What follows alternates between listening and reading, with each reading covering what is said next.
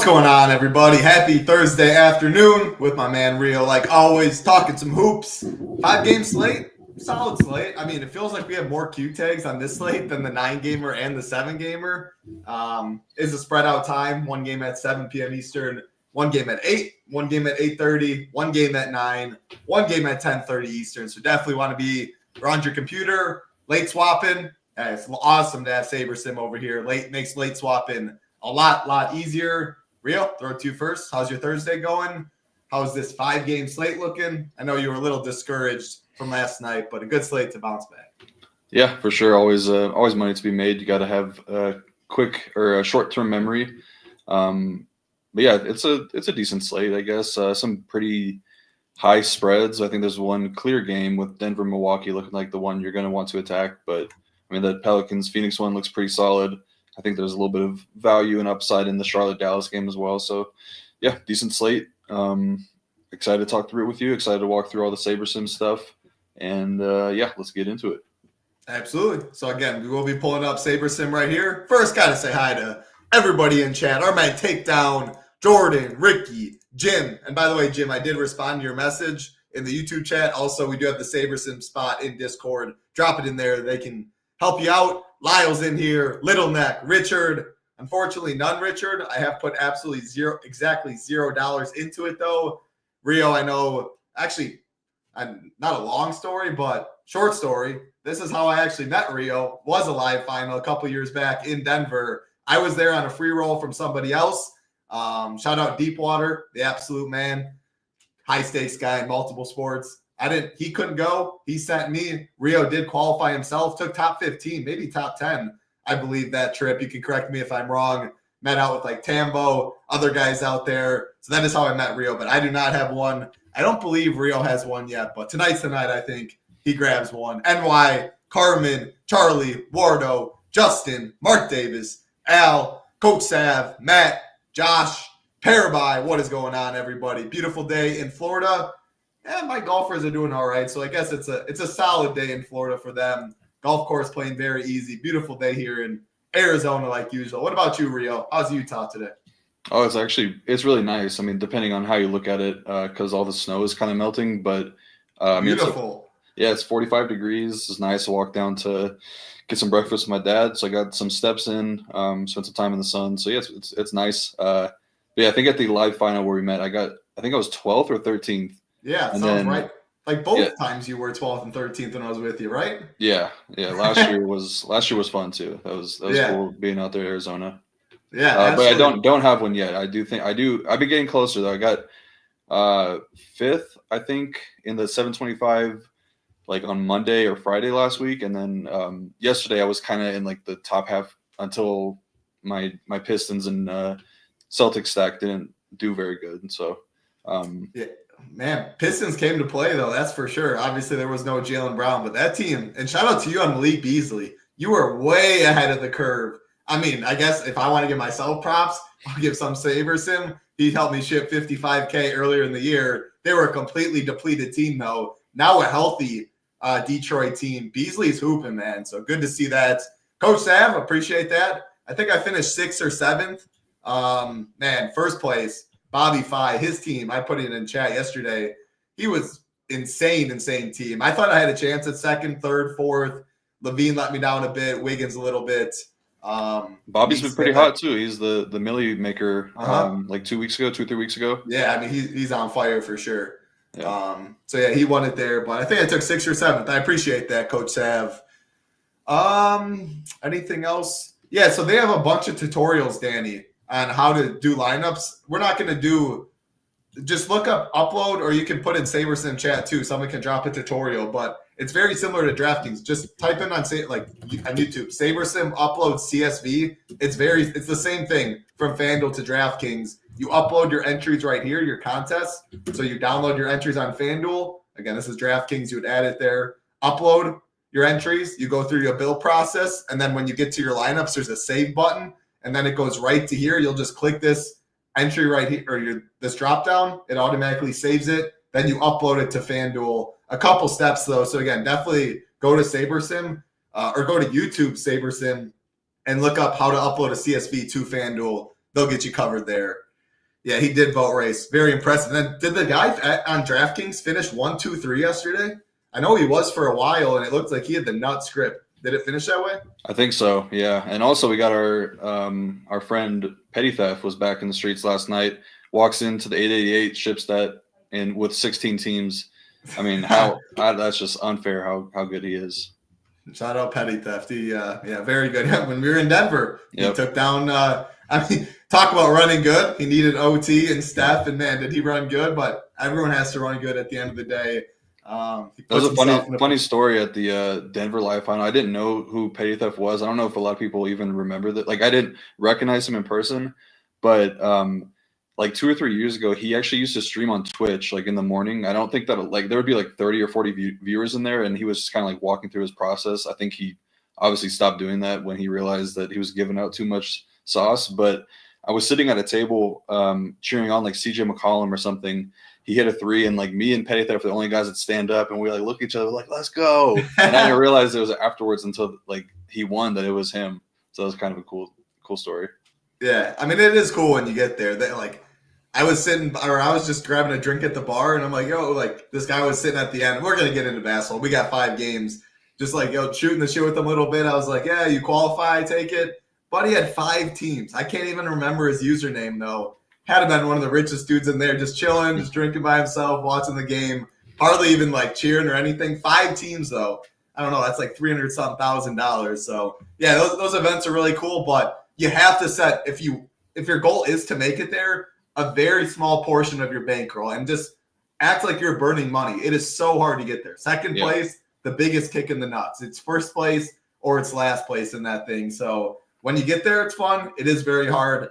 That's why personally, I'm way more conservative. I don't even go for them. Sometimes in MMA, it's really the sport I think I have a little edge in. But yeah, if you want to get there, set aside a little of your bankroll. All right, enough of that. Hit the thumbs up. Hit the subscribe. It does help us out a ton.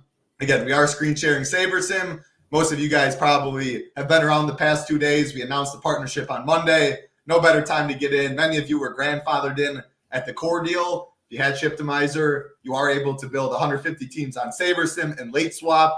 Just for $30 more, though, the best value, the starter pack, gets you 350 more teams and projections and ownership from SaberSim for all the sports we offer and all the sports they offer. So like tennis, if they have projections ownership, you get it for that. College basketball, etc. Even though we don't, we do have sharp people in the Discord, though. If you want to use some of the Discord knowledge with SaberSim, make your own pool, kind of like we do for NBA and the other sports, that's a great way to use it. And if you are playing a decent amount of money and you want to try out contest sims, that's what we have over here.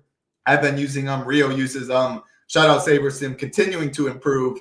Usually $321 for the first 30 days, $297. You get everything, and you can build 5,000 lineups in it, or besides 500 from starter. You're then able to build 4,500 more teams using that. So if you want to give it a try, ShipItNation.com. You can see all these prices. You just go to join now for ShipItNation. You will be able to select all of the packages, whichever one you want. Definitely do get in the Discord if you do join too. By far the best community around and such a huge part of our products.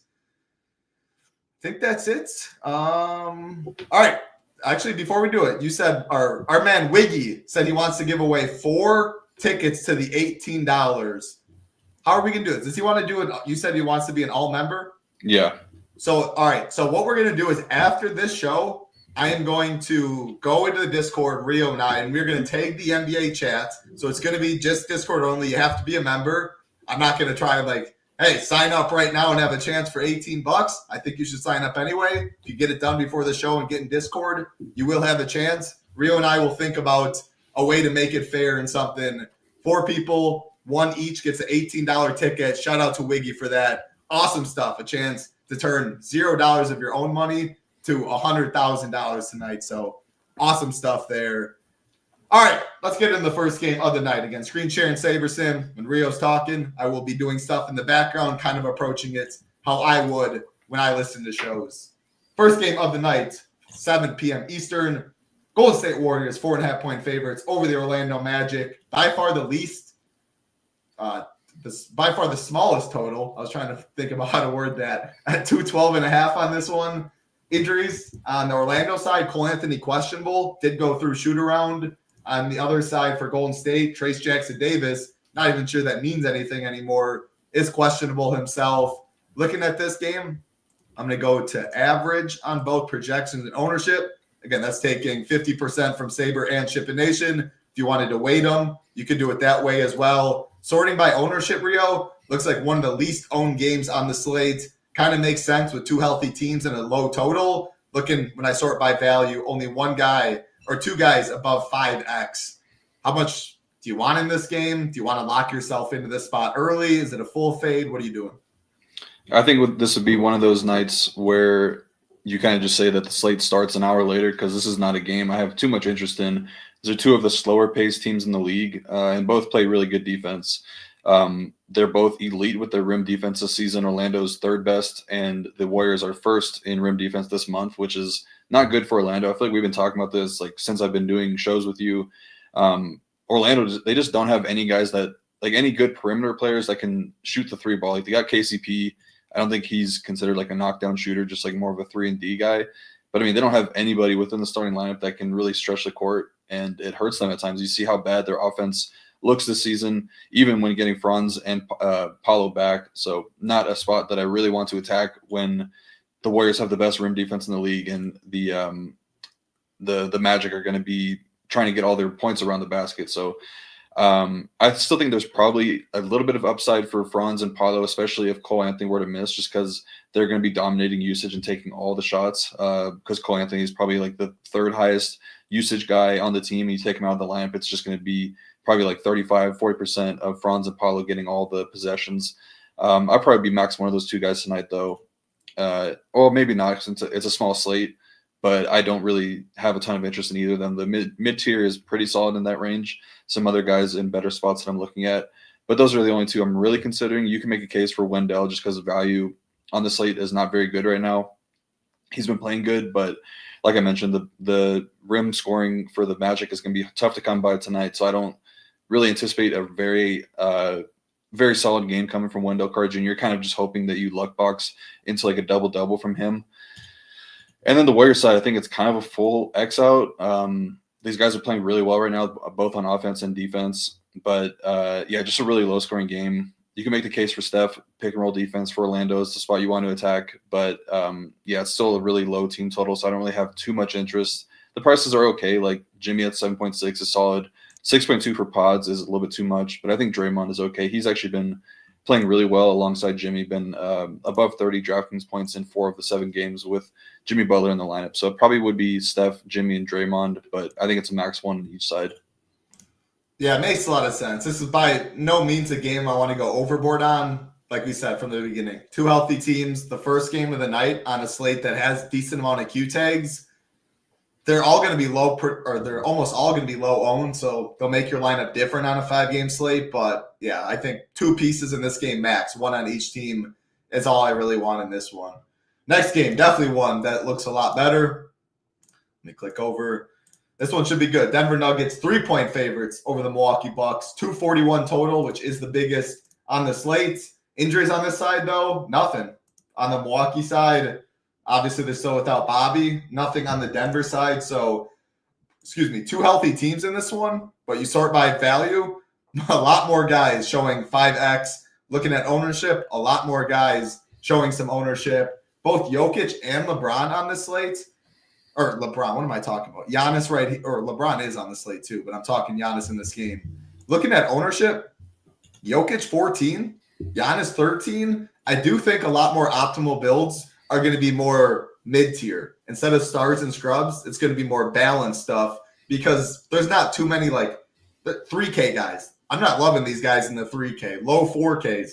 I don't want to click on too many of these. So I do think it gets to the more low 9K, high 8K range, jam some mid-tier folks. You don't have to completely pump positions. That does make a Giannis Jokic lower own, though. They go get you 75, you'll probably need them. So what are the chances they can have their ceiling game in this one? I think it's pretty likely on both sides. I wouldn't say that either team is great defensively. The Nuggets do have pretty solid numbers for their rim defense, but I don't really think I don't consider it to be that good. And then the Bucks, they kind of talked about it yesterday. Was it yesterday or Tuesday? But their defense has kind of been slipping as of late. The rim defense hasn't been good. Just playing a lot of minutes, these guys are. And then they've always been a pretty big funnel to guards and three-point shooters. So there's kind of a lot to like on both sides here. Highest total on the slate. This is a nationally televised game, so we get those longer TV timeouts. So probably seeing those minutes increase a little bit for both guys, or guys on both sides. And Giannis is kind of the first guy to talk about because he is on that 32 to 34 minute restriction.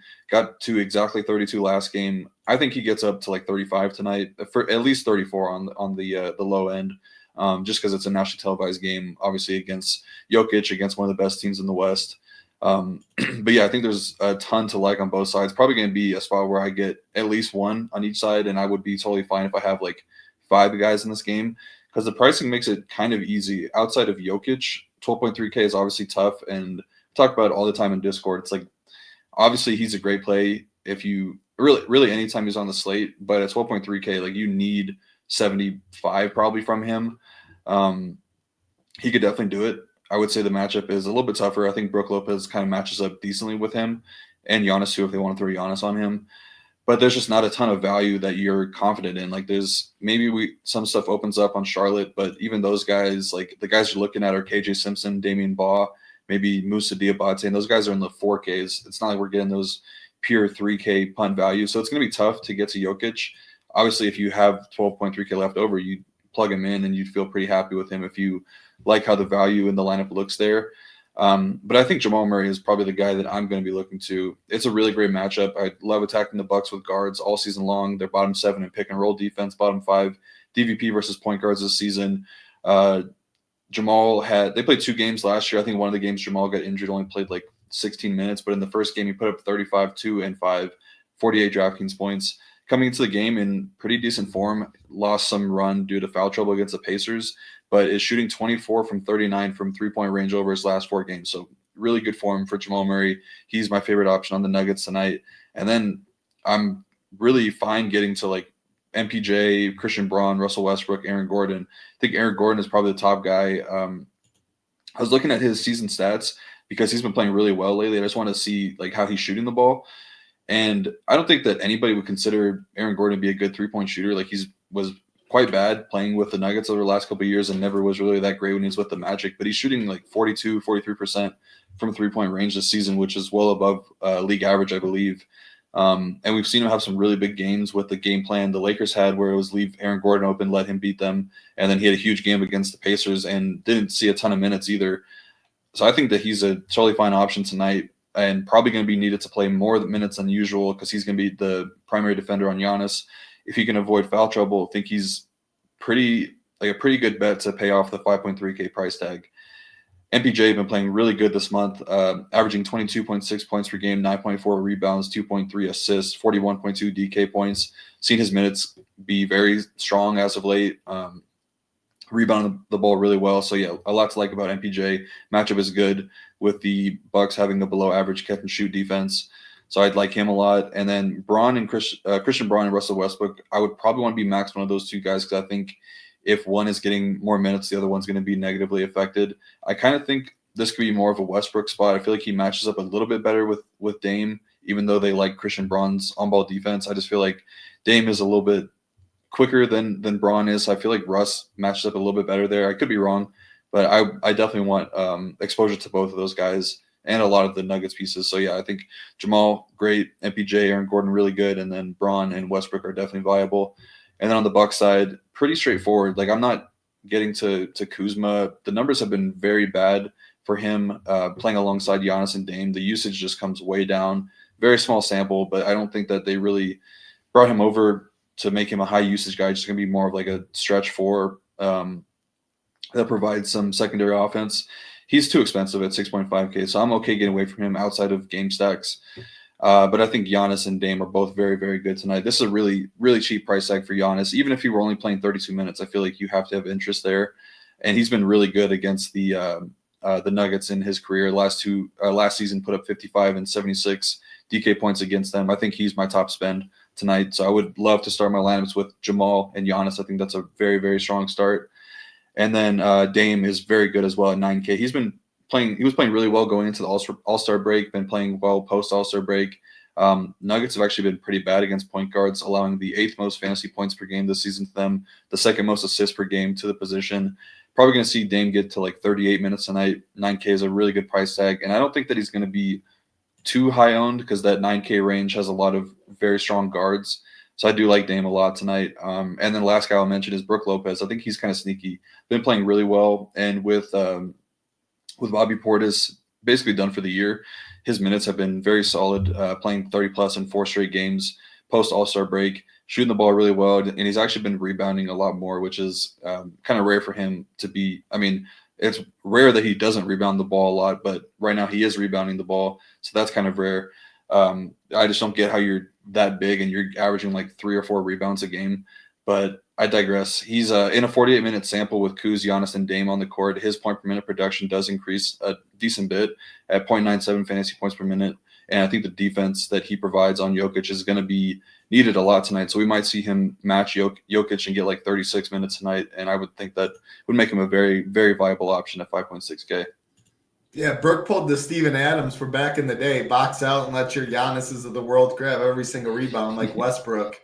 It's crazy. That's true. He could rebound a lot. It's just really obvious. If they're not crashing the boards, he could care less to grab the board unless it falls right to him. What about AJ Green? I think this ownership's a little hot. Like, look at the price. Again, this kind of shows there's just not good value in the 3K range. If you are wanting to play Giannis is 10-7, more so Jokic.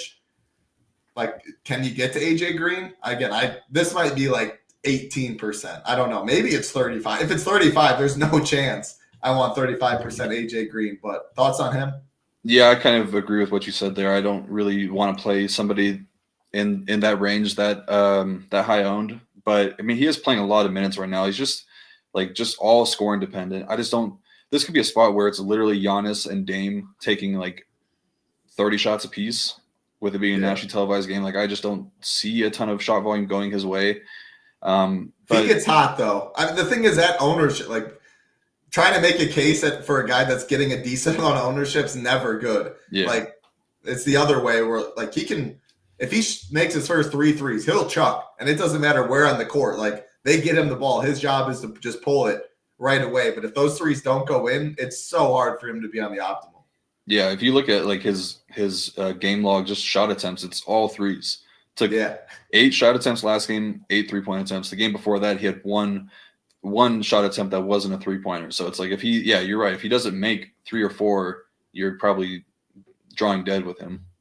Yeah, I mean, that's a good comparison, Jordan. Milwaukee guy, he knows. I mean, just a flamethrower, but there's still a lot of variance in making threes. So probably better in game stacks, hey? If you're just going overboard on this game, you just think it plays fast, maybe you get a little OT upside, and then if you are game stacking this game, you're more likely to have a Giannis, Jokic, and need the salary.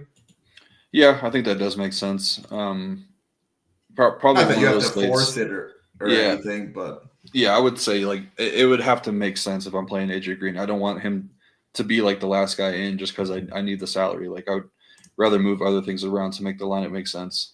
For sure. And again, that does show. Here, I'm going to unclick this quick and just sort by value. Look at that. Our top, again, this is our, I was by ownership. This is, again, taking our average projection, 50% Saber, 50% SHIPIT Nation. If you go down, AJ Green is the guy when I sort by value that has the highest sub 4K, which just shows the lack of value. Who's next? Carlos 4K. Nobody else in the 3K range. Jordan Hawkins, there you go. So, again, that kind of goes back to my point. That's why Giannis and Jokic are lower owned. More people will be going kind of in the balance build because the builds do feel more comfortable. But, hey, Jokic or Giannis goes and gets you 80. You probably need them, and this is definitely a good game environment to target. All right, let's keep it rolling. Again, appreciate everyone hanging out. Hit that like, hit that subscribe for us. We do appreciate it a lot. Helps us out a ton. Later, myself and Big Marley on the MMA show. Our man GS Luke will be doing the Showdown show. I know he's got some boots on the ground at the course too. One of the best Showdown guys out there, no doubt. Love his videos. Prizes are always good, so check that out. Tomorrow, Ham and BJ on this channel. Saturday, Quick Hit from BJ. Always shows on this channel. Sundays, NASCAR now too, so Quick Hits, you can always check that out. Big prizes. SHIPITNation.com if you want to check us out. Let's keep it rolling. Next game on the slate. The Charlotte Hornets and the Dallas Mavericks. 9.5-point favorites are the Mavs. 222 total. Injuries in this one. LaMelo, Nurkic, and Jeff. Actually, Wendell Moore too. Moore, Jeffries, Nurkic, and LaMelo all questionable. They are without Saloon. On the other side for Dallas, PJ and Dwight Powell are questionable. Didn't LaMelo go through shoot-around or like it was a midday upgrade? Or am I just imagining that? So he attended shoot-around, didn't participate, and it was a midday downgrade, so flip-flop. Okay. I saw the Q tag that I saw something about shoot-around. So does that make you like attended shoot-around? What does that even mean to you? He's probably just there in street clothes. Like, I doubt he is playing. There's really not a lot of beat writers out of Charlotte, so the most reliable one is like the Twitter, like Charlotte Hornets PR team. So I have their notifications on to see if there's anything on them, anything on LaMelo. But yeah, I mean, it sounds like out. Yeah, I would say he's out probably. Okay. Do you think? Again, it's not a betting show. I'm not really going to bet it, but that 9.5 line does indicate that, you think, as well? I don't know. Like, that's the first thing that I said, because I mean, you look at it's been historically bad over the last 4 games for Charlotte. The point differential, it's like 36 points that they've lost by on average over the last 4 games. So I would imagine it's more, but they fought against Denver. I wonder if that has anything to do with it, like the Bridges game. Yeah. So I don't know. I was surprised. It feels a little light if it is LaMelo out, but I mean, they're also dealing with other Q tags like Nurkic. Do you have any lean on the Nurkic stuff? And then just take away this game. Obviously, this is part of the reason I think not jamming that first game is something I don't want to do. The whole hour window. So who knows if we get the news? At least we have 30 minutes. Like, you can make this a 4-game slate. Most of my lineups will 1 or 2 pieces in this game max, and then from there play this. Like, you want the injury news in this one. So just take it away. If you have Nurkic thoughts though, illness. So I'm not sure how you have a lean on an illness tag.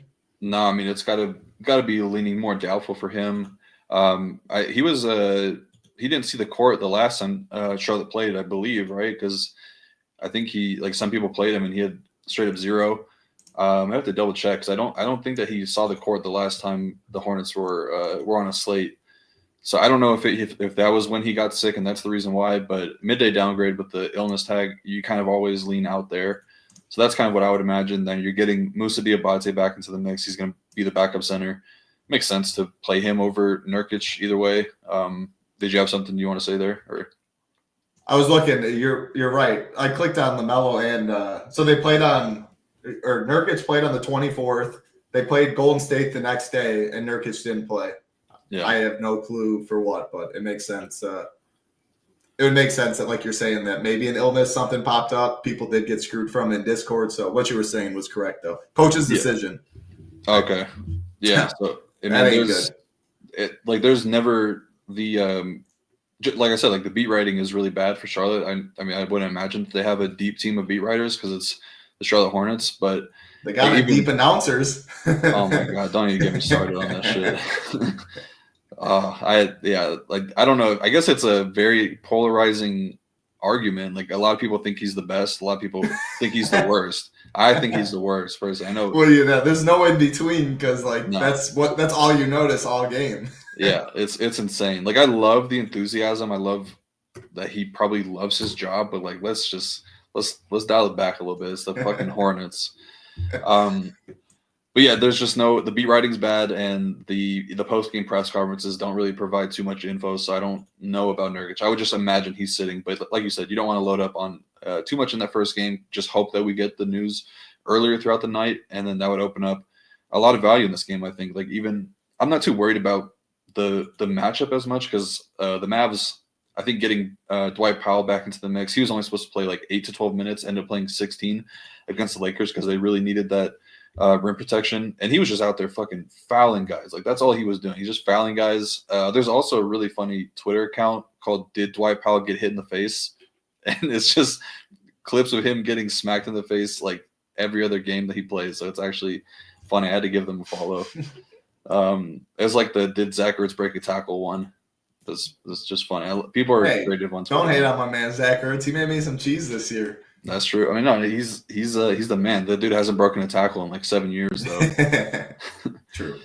All right, yeah, spending too much time messing around, but yeah, so I'm not too worried about the Mavericks defense. The rim defense has been really bad. I think they're dead last this month.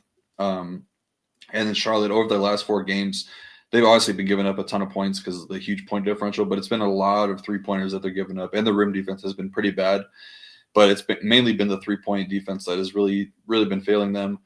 But yeah, assuming that LaMelo and Nurk were to be out, I would imagine that they're both sitting, and then Moussa Diabate going to get all those backup center minutes, which should be around like 20 to 24, I would imagine. Like, I don't think they're really trying to push Mark Williams up too much right now.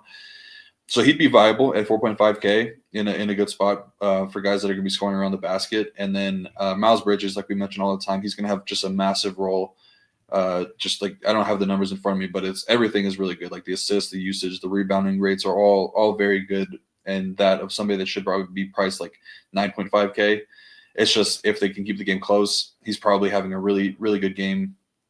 And if it's even slightly out of hands, he's probably having a pretty down game, and you're drawing dead playing him. And then we have to see what they do with Elf Payton and the backup guard situation. Seth Curry has been DNP CD a couple times, played against the Warriors because he's playing against his brother. He might not play tonight, and I would imagine that it's going to be KJ Simpson and Damian Baugh getting those point guard and shooting guard minutes.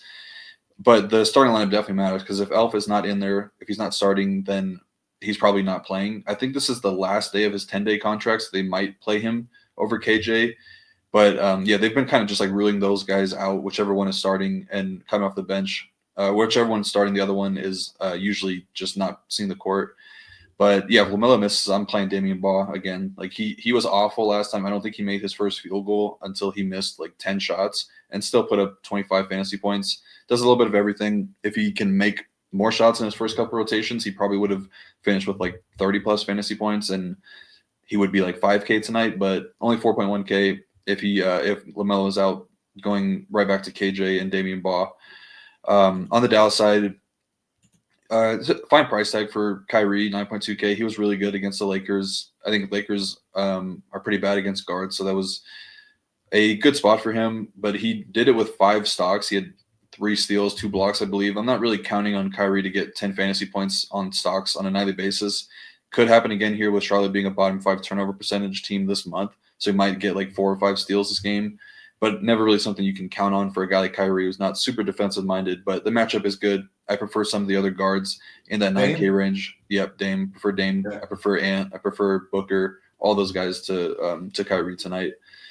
And then PJ probably going to be playing through the Q tag. He was awful last game. 0 for 10 from the field. Didn't score a single point. Still put up 28.5 DraftKings points. So a ton of meat left on the bone for him. If he gets 10 points, then it would have been a double-double, and he probably gets like 43 to 45 fantasy points. So he's a totally fine option. Good matchup for 3-point shooters. Same thing for Clay, Christie, Najee. I think all those guys are in play. Going to be siding with Christie again because the minutes have looked really good.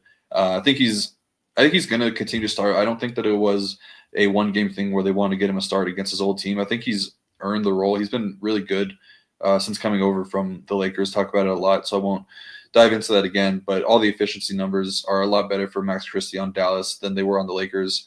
So he's pretty good at 5.1K. Clay is just a little bit too streaky. I don't think this is a spot where they run him up to like 30 plus minutes. Just older guy, a game they should win pretty easily. And then Najee and Spencer Dinwiddie are kind of just like the best of a bad bunch of bad value options tonight. I don't love them in particular. I think that I like the Pelicans value a little bit better. But I would kind of just prefer to get away from those type of guys. But I do like Max Christie. He's coming with ownership, but man, he's been so good. It feels like the floor ceiling combo is very solid for the price. What about, I assume this is a yes at their price tags. Again, that's if Elf is not starting. So assuming one of those two would start, then you think Elf's a DNP, and then those guys will come like would they share the court? If just say KJ started, Elf wasn't starting, so you'd think he doesn't play.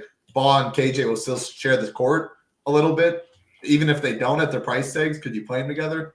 Yeah, you could, but I also think that you got to keep an eye on the other Q tags, because if DaQuan Jeffries and Wendell Moore were to miss, then is for sure you could play them together. I think it's slightly less likely that they would be on the court, especially if the game were to be close.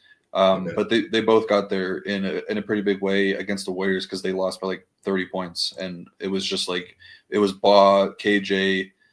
I think Diabate was out there. I don't remember. I think Wendell Moore was out there, and then it might have been Nick Smith Jr.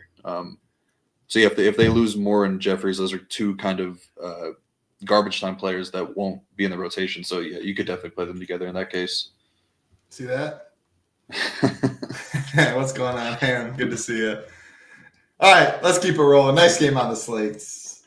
2 games left. This one, you talked about the Pelicans' value. We showed a little bit. Jordan Hawkins. It shows value is not great on this slate.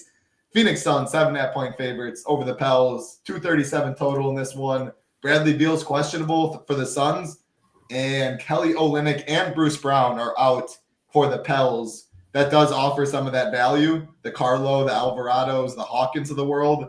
Bradley Beal, I assume he plays. I mean, he's been hooping, man. Shout out to you. Even with Booker, with KD, Bol in the starting lineup, Bradley Beal has definitely come into his own. Peripheral stats, too. It's not just scoring. Like, he's getting the job done. Looks like another very strong play, assuming he does play. Do you think they go Bol in the starting lineup the rest of the year? Are they just going to keep messing with our brains and randomly doing it one game, not the other game? So start with the Sun side if you can. Yeah, I have no idea. I think that they would, but it obviously could change. I mean, they don't have any draft capital invested into him, whereas they do with Ryan Dunn, and their defense has been terrible. So I kind of mentioned that last time. Like, they need to get more defense on the court. They changed up their lineup and with Bol, but it could have been matchup based because you remember, like, I think a game or two before the All-Star break, Memphis and Phoenix played, and Bol was really good in that game. So it might have just been matchup based with all the size that the Grizzlies have, but I don't know. I mean, he's been doing good in the starting lineup, so I would think that they go with him. But man, I mean, Budenholzer is kind of a donkey as a coach, don't you think? I mean, I'm telling you that. I hated him in Milwaukee. I don't care. Don't care about winning the ring. Giannis put them on the boot. Bud is a donkey. 0 in-game adjustments. 0 anything. Yeah, 100%. Yeah, not that I don't know if Doc's any better, and I didn't like Jason Kidd either. So yeah. I don't know, but yeah, I do not like Coach Bud. Yeah, he just stands on the sideline, like, looking surprised every time. Yeah, just arms crossed, just open mouth, just surprised all the time. But I mean, yeah, just like no adjustments. I mean, it's kind of obvious to me from. I mean, yeah, exactly. No adjustments. It's easy to say, like, sitting from the couch and watching and saying what a coach should do, but what do you mean? You think it's harder if you're literally standing on the floor watching it even closer? Come on, maybe. I mean, there's no excuse. And if there is, guess what? I'm paying a guy that can make adjustments to go sit in a suite, and you tell me, and I'm going to be smart pretending because of that. So there's no excuse. He can figure it out. Yeah, I mean, there's just no reason why Ryan Dunn is playing as little as he is right now. I mean, he's a really, really good defender, and I think he was playing pretty good until he got injured. So I don't know if they just whatever. But it's going to be a good game to attack. Both these teams are terrible defensively. Suns are embarrassingly bad right now, dead last in defensive rating this month. Pels have gotten a little bit better, but they're still like bottom 7.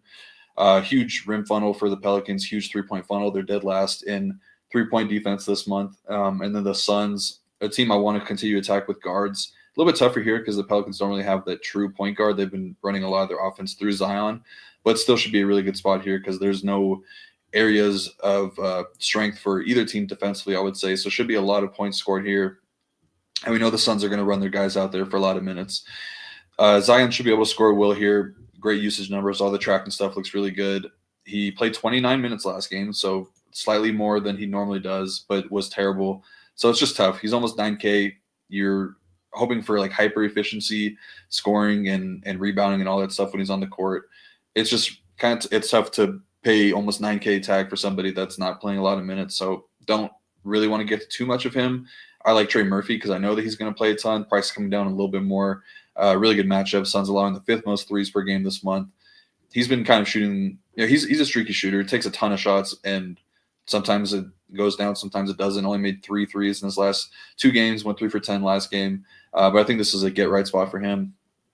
And then if Jose Alvarado starts, I think he'd be a good option. I love attacking the Suns with point guards. They're dead last in DVP versus point guards over the last month, while also being bottom 8 in pick and roll.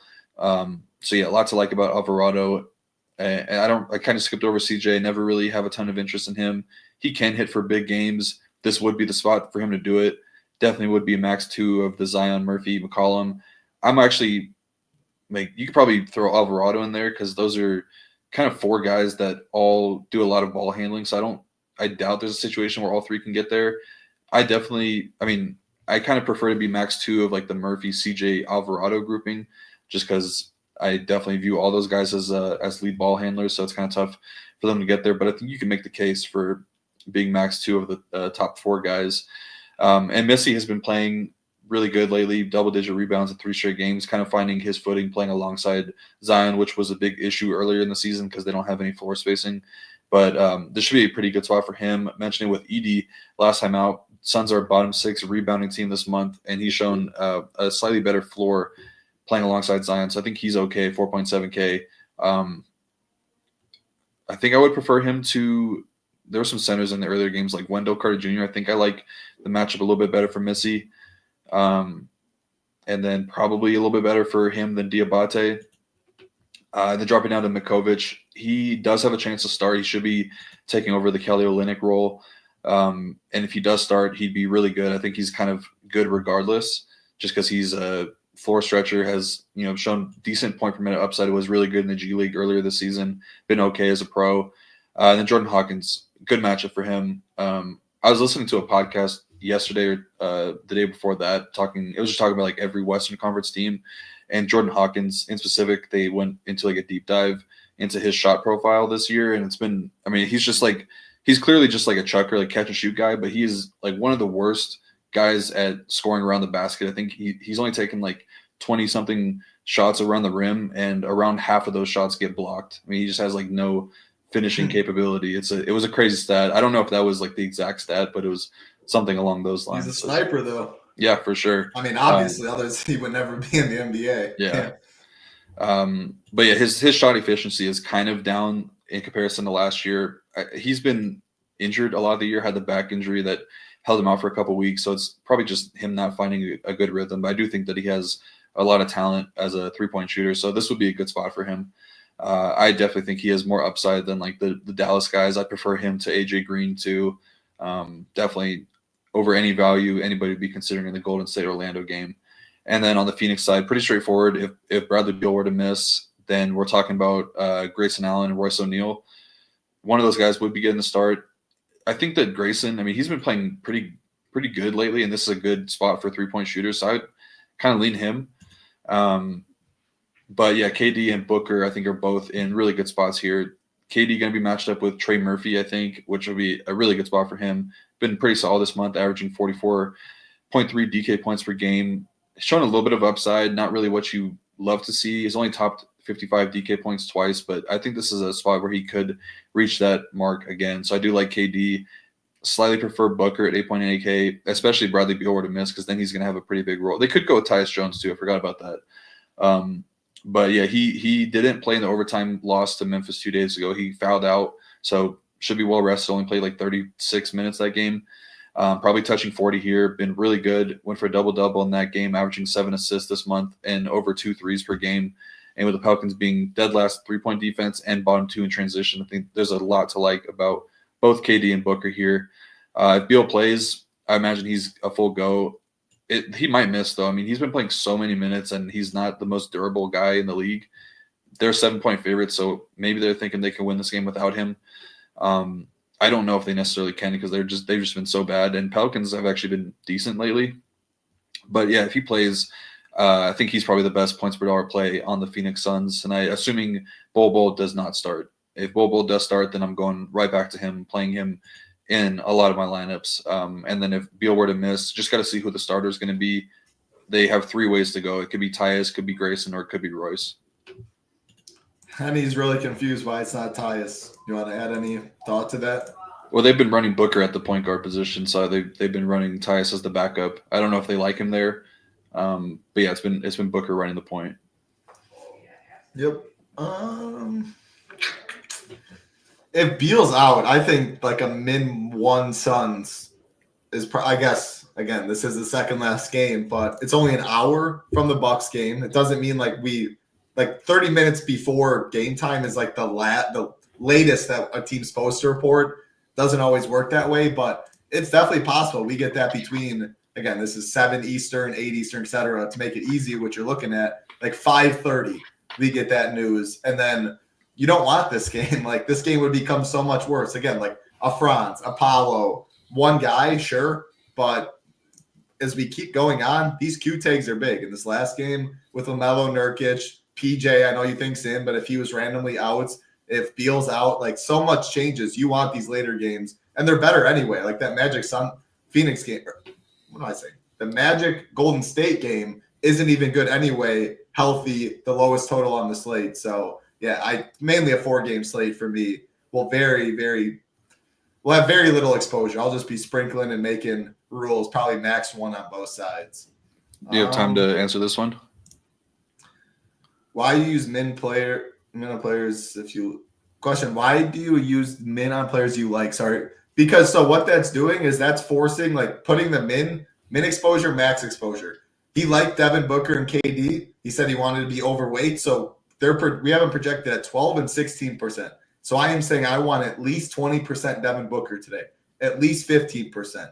Some people are probably like, dude, literally put 4% more than Booker for min. Like that's not a hot take. That's saying at least 20%. It could give me 100% Devin Booker. Now, I don't necessarily want that, so I could put a max. But what I'm doing by going through all these games when Rio's talking and setting mins, that is forcing me. So when I go and build these teams, if you have ultimate 5,000, if you have starter, you have 500. If you have core, you have 150. This is forcing these guys to show up in your pool. If I don't make any adjustments, like you like KD and I don't have anything here, you could end up with 0% Kevin Durant. This is saying I want Kevin Durant, so force him in my lineups. So that is why I'm messing with min exposure. For example, for Max, Klay Thompson. Didn't sound like Rio really liked Klay too much, 25%. I put him at 18% max. That is making sure I will not get more than 18% Klay in my pool. I could get 0. And again, if you don't want 0, set a min. But that's what I'm doing with the min-max stuff right there. Even in 2150 max, you don't need to do any of that. But if you want to narrow down your pool more to make it look like how you want, 150 max, 20 max, 3 teams. I mess with min-max a lot. I know Rio messes with projections because he can alter his minutes and then it gets you a different projection. That's the way you can do it as well. If you did like Phoenix Suns, instead of going min exposure, bump Booker to 48, KD to 49, etc. It gets a little more tricky when you're doing that and stuff. So it's just easier for me with min-max. But find something that works for you. If you just want to make 2 changes, change this projection to 27.06, change Beal to 37.29, click run builds and upload the first 30, you can do that as well. So that's the power of Sabre. There's a lot of different ways to do it, but min is just forcing them in to builds. After you do this step and I click build lineups, it will force the KDs, the people that I do want in the builds. You said Booker over Kyrie. That is correct, right? Yeah. Would you max one? Definitely not if they start together. If they came off the bench, you still wouldn't max one Messi and Carlo because they can play 4 and 5. Yeah, I think it'd be max 2 of Carlo, Messi, and Jeremiah Robinson Earl. If you're not considering Earl, then it's probably max 2 of Carlo, Messi, and Zion, I think.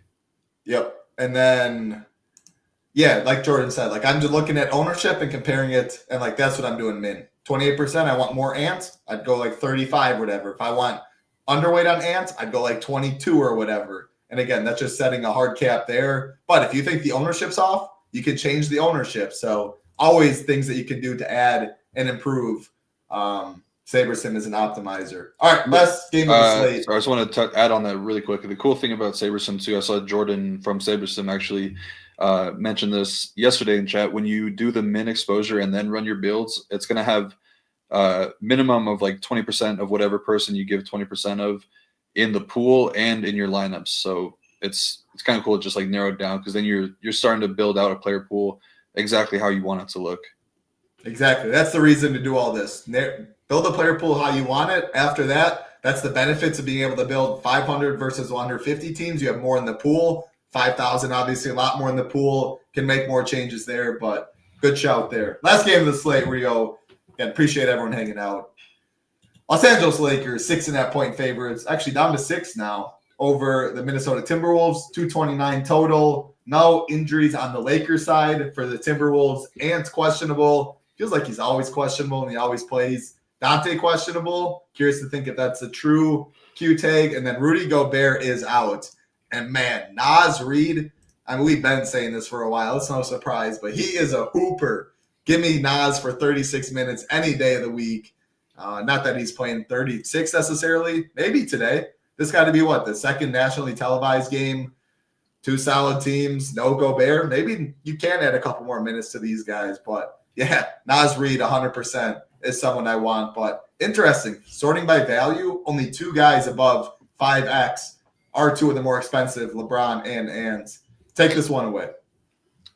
Yeah, the Lakers have been playing really good on both ends of the court. They're 8-2 this month, second in defense, 9th in offense, and the Bulls are kind of on a slight downward trend defensively and offensively. They're 13th in defense, 12th in offense. Rim defense has been a little bit worse, but their 3-point defense not great, as well as their on-ball defense. They're allowing over 17 points per game to pick-and-roll ball handlers. And the Lakers, the areas you want to attack them is three-pointers and transition. Their transition defense kind of been their weak point all season long.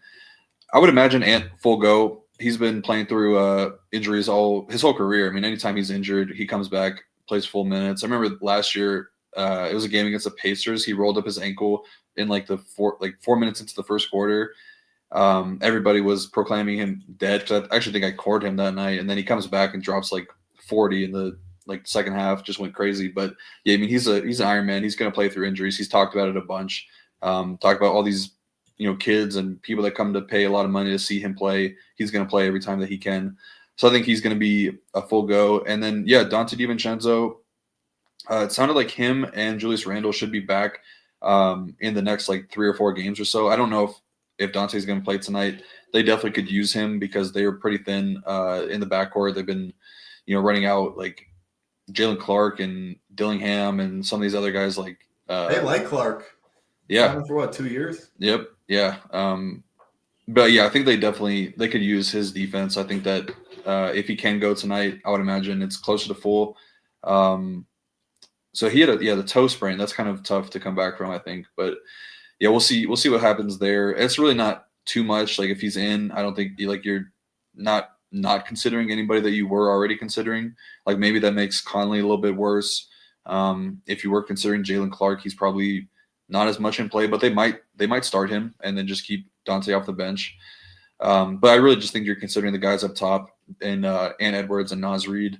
Really good spot for Ant here, assuming that he's going to be full go. Weak transition defense, bad 3-point defense in the Lakers. They might throw a lot of double teams at him because that's seemingly been the way to slow him down. And JJ Redick had a really good game plan against the Jokic the other night, so he might do that here.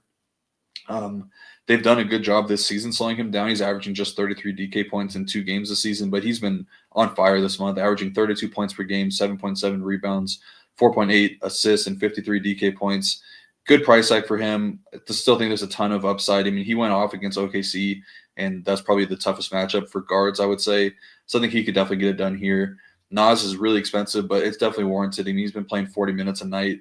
When he showed his ceiling, went for 60 against OKC 4 games ago. I think that's a pretty good matchup for him. 3-point shooter, stretch big man. I think the Lakers will probably run a lot more small ball tonight, which should help him from a rebounding perspective.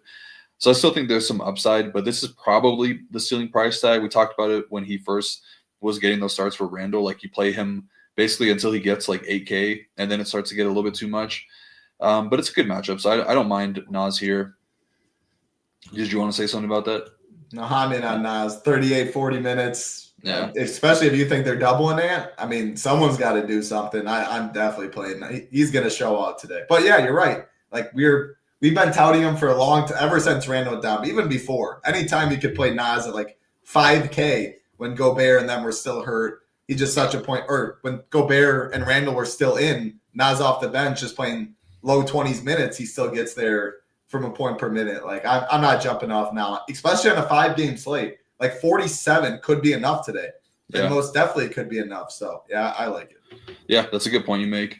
There's also the talk about him. They said he's going to be a free agent in the offseason, so it's kind of interesting. Didn't want to re-up his contract with Minnesota. Probably. I don't. KD, it sounds like. Yeah, I mean, if they have Randall and Rudy locked up for a few years, I think he's probably just like, I can probably make a good amount of money elsewhere and play the minutes, which I think he definitely is. Like, he's good enough to be a starter on probably every other team in the league. But his give me him over Julius Randle. I agree, 100%. Yeah, 100%. I would. Yeah, you could play him over Rudy or Randle, I think, and you'd be totally fine there. Best big man handle in the league, some are saying. Yeah, dude, those I forget what Twitter guy is. He's posting clips, but he is nice. Nas is nice. When he was going ISO balls, step back. Who is it? Brett Usher, I think his name is. There you go. Yeah. Brett Asher. Shout out to him. He has some fun clips in Nas.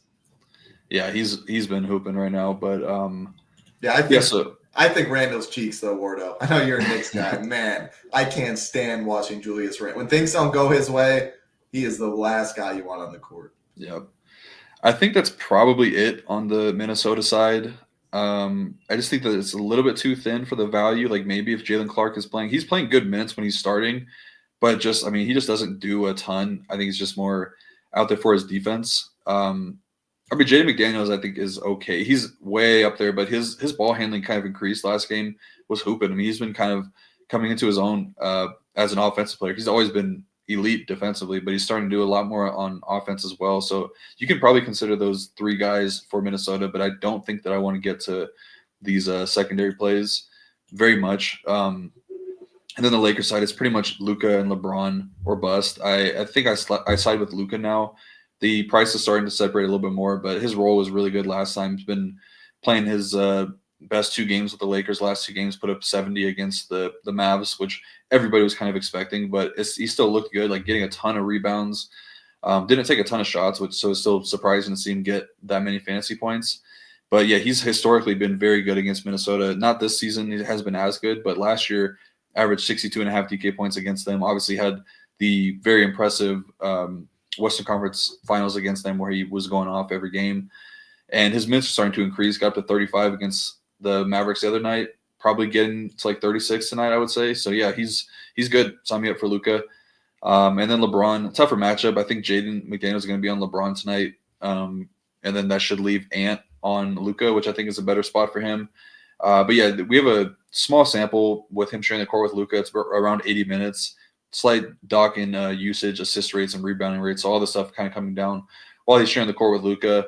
But he's still playing great basketball right now. I mean, it's crazy that he's like a top 3 to 5 player in the league at this age, playing really good on both ends of the court too. So yeah, he's totally fine. But I do side with Luka right now. And then Rui, he's been playing really consistent right now. I just don't think there's a ton of upside at the price tag, but been consistent. So you're okay with him as like a last man in, and that's probably it. I think the price is a little too expensive for Reeves. Maybe not though. I mean, he's shown upside playing alongside AD and LeBron, and then with Luka and LeBron, he's shown upside. So he's okay. Gonna have the softest matchup. They might throw Conley on him, or maybe what would it be? It'd be Clark on Luka maybe, and then Jaden. Or no, it'd be Ant. Jaden on Luka. Who's on LeBron? Jaden. I think you want to go Jaden on more Luka. I don't know. They're in trouble. I would go Nas. Who's on Hayes? You just put whoever. Just try and run around a guy and like play the free, like the center field kind of, and just like sag and stuff and leave the Ruiz of the world to make threes. I don't know. I mean, it's tough. You have two of the best passers to step on the court with Luka and LeBron. Like it makes life difficult as a defense. Yeah. I don't know. I mean, what I do know is I don't want Mike Conley on Austin Reeves. I don't. That's the last thing I want. I mean, that's barbecue chicken. It's got to be Conley on him though, because Conley's way too small for Rui. For sure, 100%. They got to go zone. I mean, yeah. I mean, Reeves could score literally any time he wants. Yeah, so we'll see. I mean, whoever's on, if it's Conley on Reeves, like that's pretty good spot for him. So yeah, I'm fine. Like this ownership should be low on all these guys because the prices look a lot for, like you're paying a lot for Nas and Reeves and Luka. and McDaniels, but I still think there's a good amount of upside on all those guys. So I'm okay. Like, this is a game that could stay close and it could play very tight. So I'd be okay with that. But I'd still prefer all of the guys in the Denver and Milwaukee game more. Yeah, great breakdown. That's all 5 games. There's zero correlation between whoever's on our cover in any sport to like what we're saying. We have a graphics guy. I don't know how he decides it. I think he just finds cool photos that go well and puts it up there. There is no correlation. So yeah, Steph's on the cover day. We don't like him. That probably will happen a lot. So I did, again, when Rio's talking, I built 500 teams. That is what the starter pack has. Probably many of you. This is where you can update your lineups right here. So you can see 500 are in your pool of lineups. Just say you're playing the 20 entry max today. Right here, you can see 20 teams. Then you sort by exposure. This is all of your exposure today. Again, I wanted 25%. All the guys I wanted some of, I did get some. Now just say you're like, whoa, I wanted 25% MPJ, but I definitely don't want 55%. I want 40 max. You can go to 40 right there, etc. Then it re-updates everything. Oh, I don't want that much 50% Aaron Gordon. I want 45. Whatever you want to do. Nick Smith, 10% only. I want at least 15. So this is how you do there. Again, if you have more than 20 teams, then after that, you click download lineups. This can be, if you like upload your entries already, this will tell you where all of your teams are, which makes it very easy, which contest you're in. Then after that, you will click this button, download the file for DraftKings. DraftKings will then pop up. Then you upload your teams right there. Anything else you want me to add on that, or anything else you want to add on that, Rio? If not, final thoughts for the people before we get on out of here. No, I was kind of checked out. I was looking at making sure I was up to date on all the injury stuff, so I wasn't really paying too much attention. But yeah, I think you broke it down. We're obviously going to have a lot of stuff within the SHIPIT Nation Discord breaking down the SaberSim stuff. So it's hard to like. There's not enough time in these 1 hour shows to go through all the intricacies of SaberSim, because you can get really, really deep into it. Like, there's a lot of guys and a lot of videos out there that get super deep into the weeds. I mean, it's like something you could even learn. Like, you can code essentially within SaberSim. You can add all these different formulas and stuff. So it's pretty cool. But yeah, so we'll have some stuff planned for the members with all that in mind.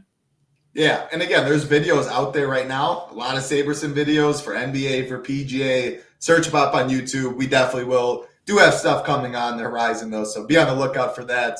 Again, no better time to join such a big partnership with SaberSim. As you see the packages, you just want our content, $79. Many of you grandfathered in for less. The core package allows you to build 150 teams in late swap, $30 more. The best value is the starter, 350 more teams. Contest flashback, which is awesome. Projections and ownerships from Saber for all the sports they offer. That does allow you to balance, to average the SaberSim and SHIPIT. Ownership projections, if you want to do that. Weight it as well. Then Ultimate, the best out there. 5,000 lineups and contest sims. If you are playing a good chunk of money every single day or at least every month, I think it is maybe worth giving it a try, at least taking a look at it. It's $297. That price will be going up, as all these will be going up after launch. Awesome stuff, Rio. Appreciate every single one in chat watching us live. It was a fun 3 days showing off SaberSim. Tomorrow, Ham and BJ will be talking some hoops. Tonight, some Showdown Golf, some MMA on this channel. Hit the subscribe button. Hit the thumbs up. Very much appreciated. Good luck tonight, everybody. Get in the NBA Discord. Right after this, Rio and I are going to discuss how we can make it fair. Wiggy giving away 4 $18 tickets. Shout out to Wiggy. Very, very nice of you. Good luck, everybody.